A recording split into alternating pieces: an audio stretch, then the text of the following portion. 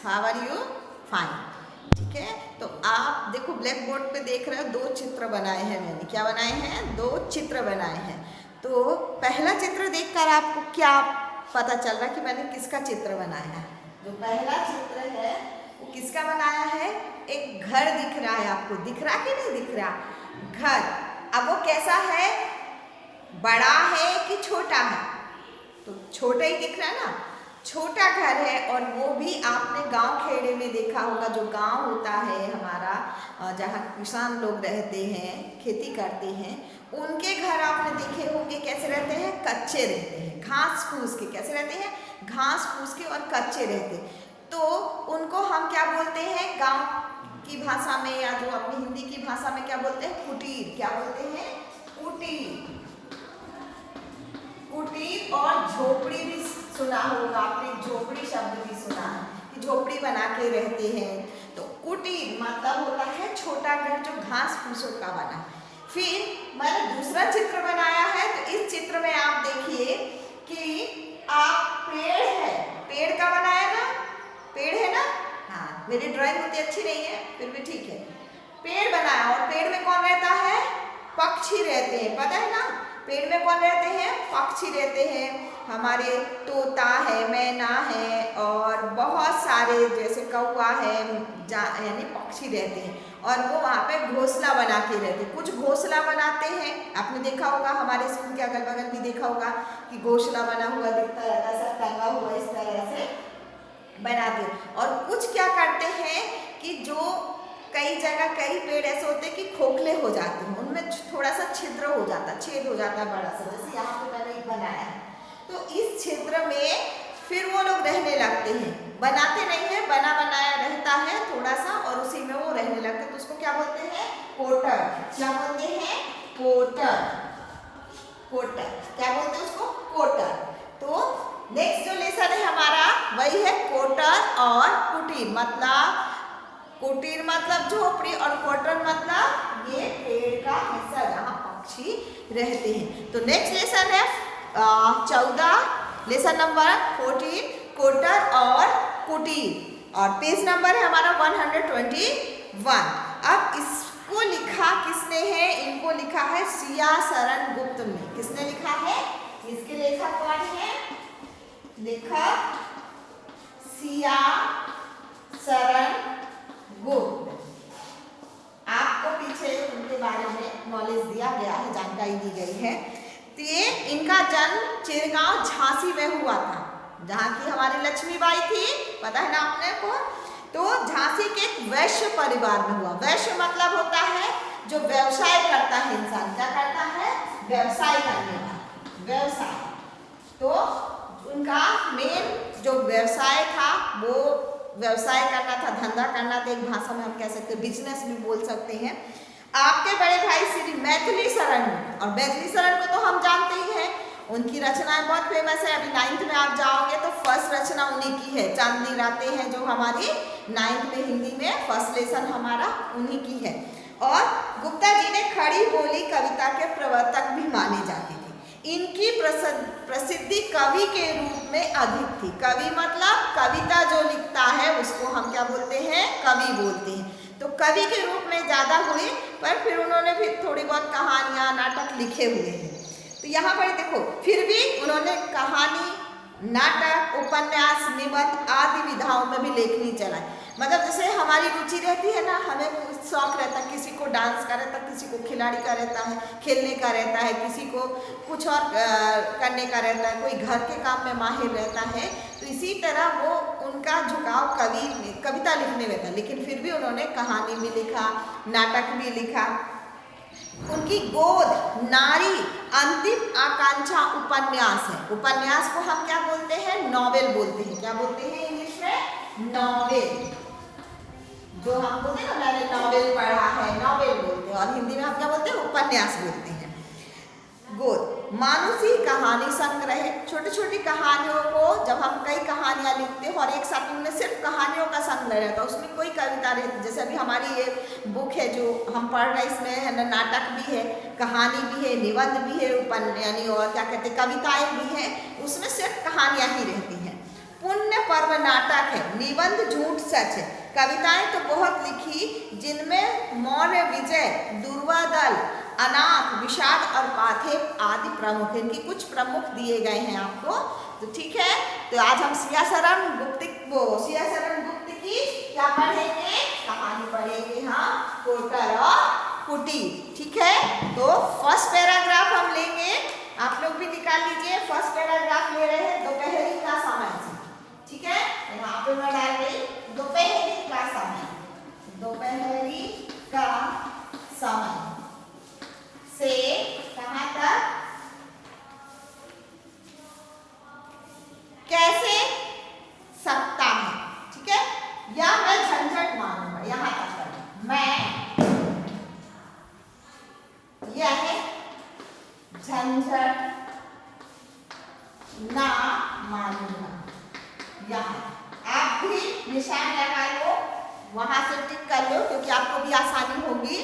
मैं झंझट नहीं मानूंगा नहीं है। ठीक है, मानूंगा। हम यहाँ रीडिंग करेंगे, फिर हम कोटर और कुटीर की। फर्स्ट है प्रस्तुत कविता सिया शरण गुप्त ने की है, जो मैं आपको बता चुकी हूँ। एक और चातक की साधना और दूसरी ओर मानव में ईमानदारी और परोपकार की भावना का वर्णन किया गया है। अब यहाँ पर कोटर और कुटीर जो है, एक शॉर्टकट में आपको बताती हूँ कि एक पक्षी की कहानी है जो चातक करके है, उसकी कहानी है। वो फिर बाद में जाता है, रास्ते में फिर एक घर में रुकता है, वहाँ पे वो कुछ व्यक्ति को देखता है, मानव को, उनके बीच जो बातें होती है उसमें उसका बहुत असर आता, फिर वापस आता। तो हम अभी डिटेल से पढ़ेंगे। ठीक है, हाँ। तो दोपहरी का समय था, दोपहरी मतलब दोपहर का समय। ये कैसी भाषा हो गई दोपहरी, हमारी देशज भाषा हो गई। कैसी हो गई, देशज, क्योंकि हम हिंदी में दोपहर बोलते हैं। का समय था, सूर्य मतलब सन, सूरज अग्निशालाओं से पृथ्वी का शरीर दग्ध कर रहा था। अग्निशालाओं मतलब आग की लपटें। आपने देखा होगा गर्मी के समय में सूरज की जो किरणें रहती हैं वो बहुत ज्यादा गर्म रहती हैं। तो अग्निशालाओं का मतलब है आग की लपटें, आग की लपटें। और दग्ध मतलब क्या होता है, यहाँ पे क्या कर रहा है, गरम कर रहा है, दग्ध मतलब। तो गर्मी का, और गर्मियों में देखा होगा आपने मई में, अप्रैल में अगर आप दोपहर को निकलते हैं, कितनी गर्म हवा चलती है और कितना गर्म लगता है, उससे हमारा शरीर क्या होता है, और गर्म हो जाता है, हम जलने लगते हैं। पक्षों के पत्ते निस्पंद थे, निस्पंद मतलब हिल डुल भी नहीं रहे थे, बिना हिला डुले, बिना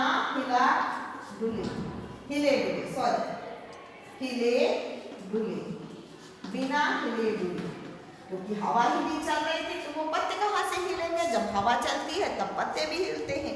मानो किसी भयंकर कांड की आकांक्षा से सांस ही साधे खड़े थे।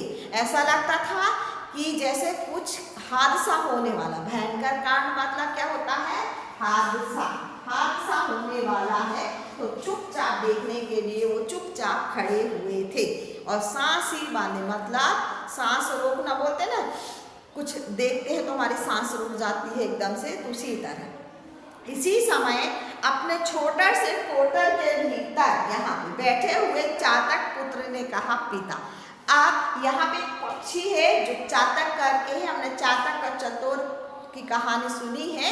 चातक एक पक्षी होता है जो जब गर्मी होती है तब उसका व्रत शुरू हो जाता है। फिर वो कहता है कि बारिश का पहला पानी जब बरसेगा उसका ही पानी वो बूंद पिएगा और अपना व्रत तोड़ेगा। ऐसे कहानी है, वही कहानी यहाँ पे हमको दी है।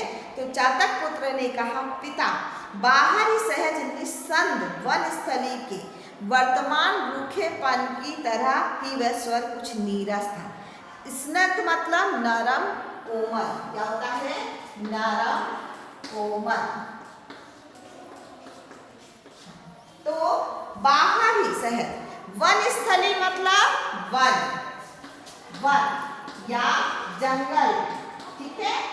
बाहर जो जंगल था, वन था, उसमें वर्तमान रूखेपन की तरह भी वैसा कुछ नीरस था। अब गर्मी में देखा ही होगा आपने, पेड़ पौधों के पत्ते झड़ जाते हैं, पूरा सुनसान सा रहता है और यानी बिल्कुल कहते हैं कि अच्छा ही नहीं लगता, वो मौसम हमको बिल्कुल अच्छा ही नहीं लगता। जबकि बरसात आती है तो पेड़ हरे भरे हो जाते हैं तो और भी अच्छा लगता है देखने में। तो रूखेपन, रूहा सा जैसे। चातक ने अपनी चोंच कुमार की पीठ पर फेरते हुए प्यार से कहा।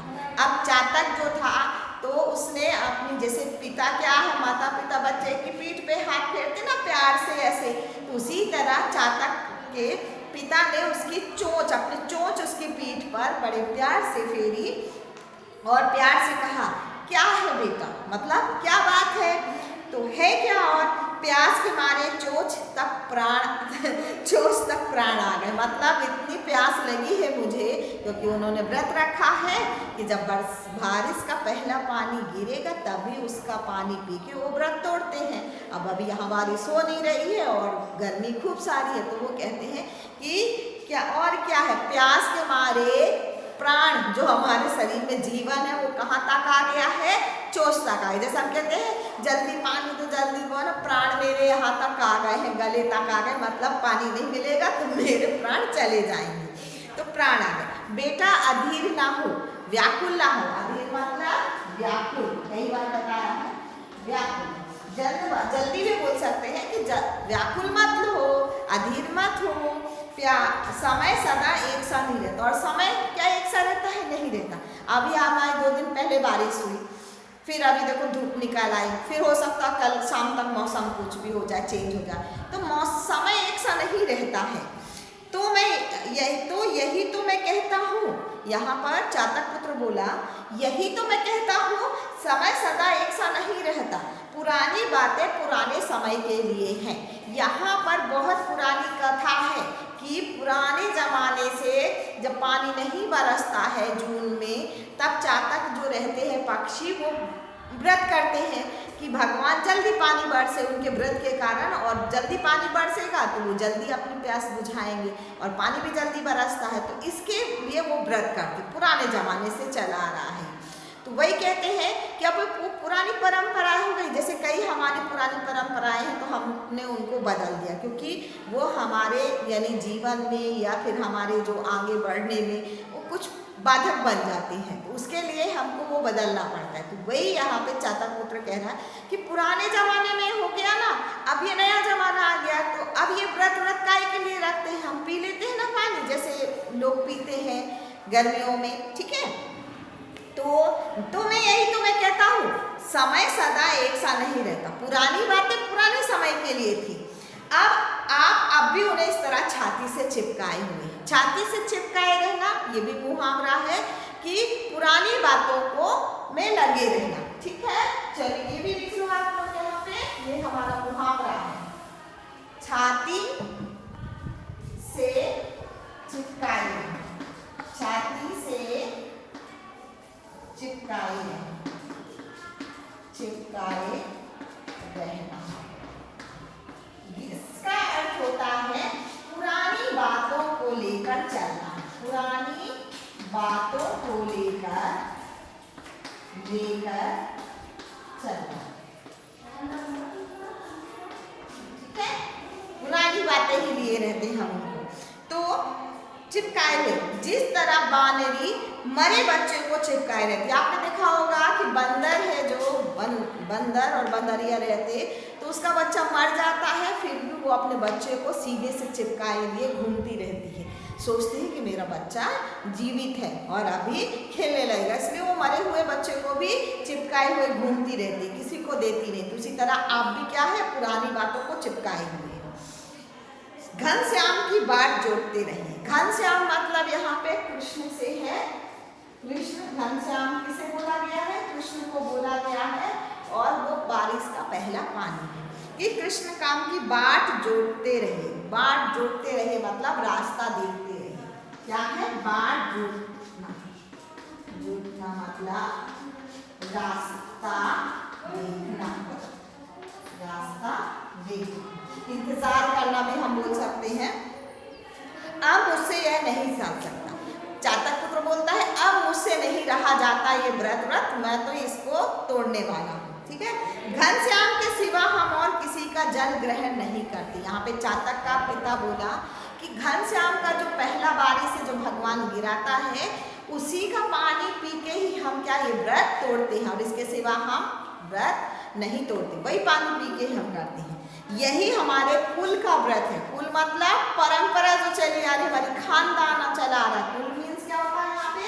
खानदान। कुल खानदान, परिवार जो कहते हैं ना, हमारा खानदान है। पुश्तैनी है, ये हमारी पुश्तैनी प्रथा है जो हमारे पुराने पर्वत से पुराने जमाने से चली आ रही, हमारे पीढ़ी दर पीढ़ी, ठीक है। तो इस व्रत के कारण अपने गोत्र में ना तो किसी की मृत्यु हुई और ना ही कोई अनर्थ हुआ। तो यहाँ पे चातक का पिता बोलता है कि अभी तक हमारे इस गोत्र मतलब हमारे परिवार में अभी तक किसी की मृत्यु नहीं हुई, सबने व्रत रखा है, ये हमारी परंपरा है। लेकिन आज तक ऐसा कोई सा भी यानी पक्षी नहीं हुआ जो हमारे इसमें कि उसकी मृत्यु ना हुई, इस व्रत के कारण ना हुई, ठीक है। और ना ही कोई दूसरा अनर्थ, तो इसके अलावा कोई दूसरा ऐसा अनर्थ भी नहीं हुआ या सुनने को भी नहीं मिला कि ऐसा कोई कांड हुआ हो जिस व्रत के कारण किसी को परेशानी हुई हो, ठीक है। फिर आप कहते हैं कि कोई अनर्थ नहीं हुआ, कोई दुर्घटना नहीं हुई, कोई हादसा नहीं हुआ, तो मैं कहता हूँ कि प्यास की इस यंत्रणा से बढ़कर और अनर्थ क्या होगा। यंत्रणा मतलब परेशानी, क्या होता है? परेशानी, पीड़ा, पीड़ा, परेशानी या दर्द बोलते हैं ना। इस परेशानी, इस व्रत के कारण मुझे बहुत पीड़ा हो रही है, और इससे अनर्थ क्या होगा? मैं मरा जा रहा हूँ यहाँ पे और मुझे प्यास लग रही हो, पानी नहीं पीने दे रहे, जहाँ से भी होगा मैं जल ग्रहण करूँ। अब तो मैंने एक पक्का निर्णय कर लिया है कि मैं कहीं से भी पानी ग्रहण करूँगा और भगवान के पानी की प्रतीक्षा नहीं करूँगा। चातक सिहर कर पंख फड़फड़ाने लगा। चातक मतलब उसका छोटा बच्चा था, वो सिहर करके और पंख फड़फड़ाने लगा, ठीक है। सिहर मतलब क्या होता है? गुस्से से, ठीक है, गुस्से से। पंख फड़फड़ाने लगा और ऐसे ऐसे फड़फड़ाने लगा। कांपना भी गुस्से से और कांपना भी होता है। कांपना कि नहीं अब मैं तो जाता हूँ, ऐसे करते ना छोटे बच्चे गुस्से से और कांपते हुए भगाते चलाते, नहीं मैं तो ये ले खरीदूंगा, मैं तो ये खाऊंगा, ऐसे बोलते छोटे छोटे बच्चे। आपने देखा होगा कि अगर वो कहते नहीं हमको तो आइसक्रीम चाहिए तो चाहिए, और भागते हैं बाहर को कि नहीं, या फिर वहीं पे रोना शुरू कर देते हैं। तो सिहर कर पंख फड़फड़ाने लगा, मानो उसने उन आश्रय वचनों और कानों के बीच में कोलाहल और परीक्षा सी खड़ी कर दी, ठीक है। तो मानो उसने उन आश्रय वचनों से, जो उनके पिताजी बोल रहे थे, तो हम कहते हैं ना कि कभी कान बंद कर लेते हैं, पापा मम्मी कुछ भी बोलते रहते हैं और हम ना सुनते हैं, कान इधर बातों में लगे रहते या इधर मन हो जाता, उधर नहीं सुनते। तो ना सुनने ये वचनों को और कानों के बीच कोलाहल, कोहल मतलब होता है शोरगुल, क्या होता है? शोरगुल, हल्ला कहते हैं ना, क्यों हल्ला मचा रहे, क्यों कोलाहल मचा रहे हो कुछ लोग, शोरगुल। और परीक्षा सी खड़ी कर दी। परीक्षा मतलब होता है खाई, क्या होता है? खाई। परीक्षा मीन्स खाई, कहते हैं ना एक तरफ खाई है तो एक तरफ कुआं है, और अपने और पिताजी के बीच में खाई ऐसे बना ली कि वो कुछ भी बोल रहे तो मुझे सुनाई नहीं दे रहा है, तो खड़ी कर देनी चाहिए। इतने हमारे बीच खाई हो गई, आप कुछ भी बोलो मुझे नहीं सुनाई देता। थोड़ी देर तक चुप रहकर वह बोला, बेटा धैर्य रख। थोड़ी देर बाद चुप रहा चातक का पिता, फिर वो बोला धैर्य रख मतलब थोड़ा सा सब्र रखो। धैर्य मीन्स क्या होता है? सब्र। धैर्य मीन्स सब्र, धैर्य मीन्स सब्र, कि सब्र रखो।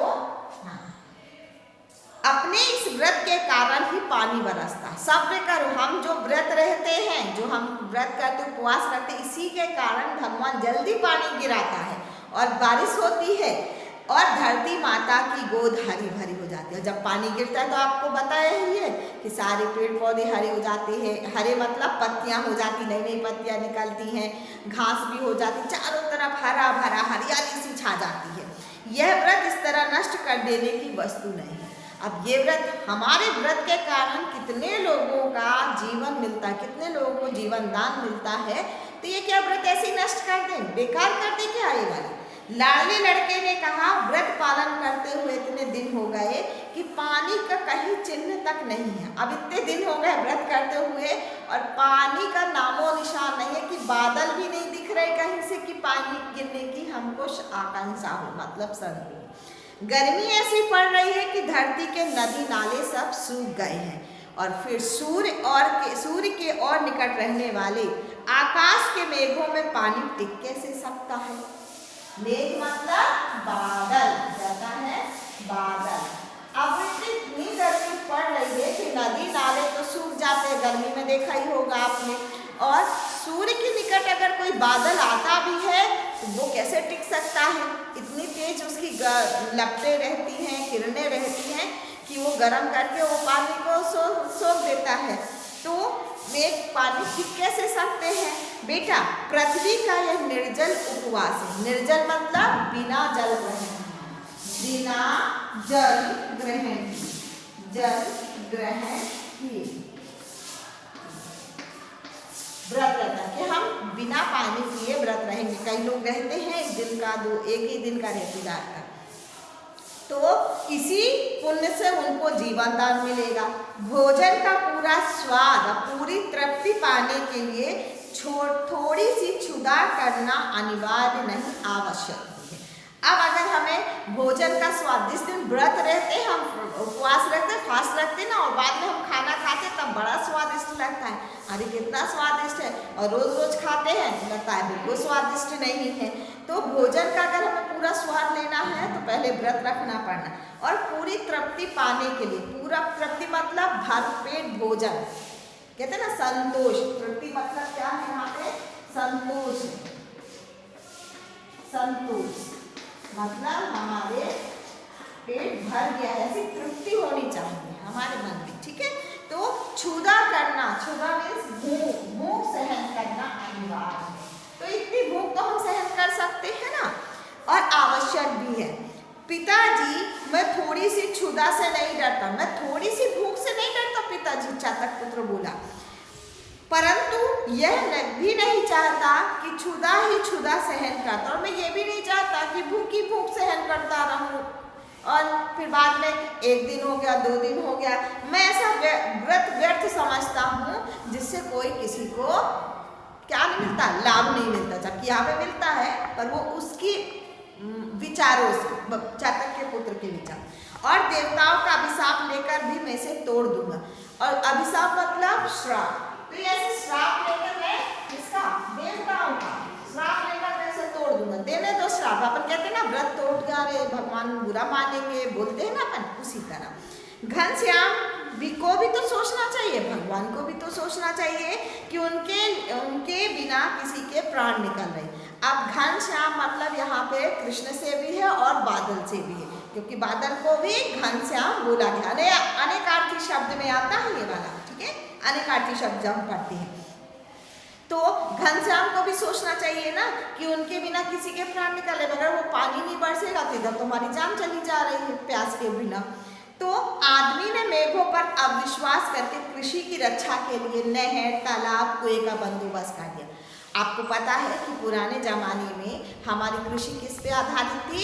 भगवान के बारिश के आधार पर। जब बारिश होती थी जब ही किसान खेती करते थे, और खेतों को भी बारिश का ही पानी मिलता था। लेकिन अभी बारिश होती नहीं है, बराबर नहीं होती, तो लोगों ने क्या कर दिया है, कुएं खोदे हैं, ट्यूबवेल का इंतज़ाम किया है। जहाँ पे ये सब सुविधा नहीं तो तालाबों की व्यवस्था है, नदी से पानी दे रहे, और कई जगह तो नहरें, वो केनाल बोलते हैं ना इंग्लिश में, केनाल बनाए गए हैं, वो सरकार बनाती है कि कि नदी से पानी खेतों की ओर ले जाने के लिए बीच से नहर बनाई जाती है, जिससे किसानों को उनसे पानी मिल सके। तो यह अविश्वास है कि भगवान पानी बराबर बरसता नहीं है, इसलिए किसानों ने भी, आदमियों ने क्या किया, ये सारी सुविधाएं कर ली हैं। तो कृषि ने अपनी तरह सिर नहीं हिलाया कि मैं तो घनश्याम के सिवा किसी का जल नहीं छूऊंगी।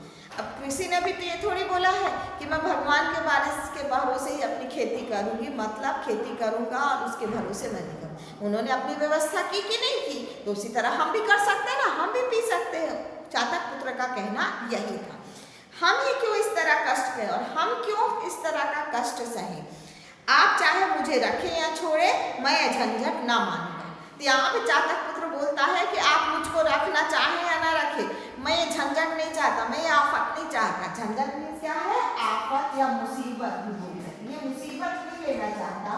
आप मुझे रखो चाहे रखो, मैं तो भगवान दूसरा पानी पी के ही अपना व्रत तोड़ूंगा। ठीक है, तो आज यहीं तक पैराग्राफ लिया है मैंने, तो आप इसी से होमवर्क लिख लो।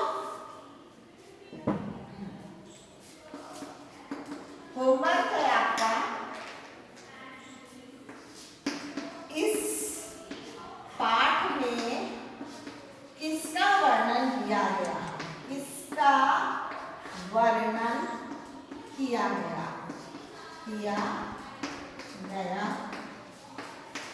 है। ठीक है, इस पाठ में किसका वर्णन किया गया है, आपको वो नाम लिखना है। और दूसरा है इन शब्दों के पर्यायवाची शब्द लिखिए। इन शब्दों के पर्यायवाची शब्द लिखिए। वाची शब्द लिखिए। फर्स्ट है आपका जल,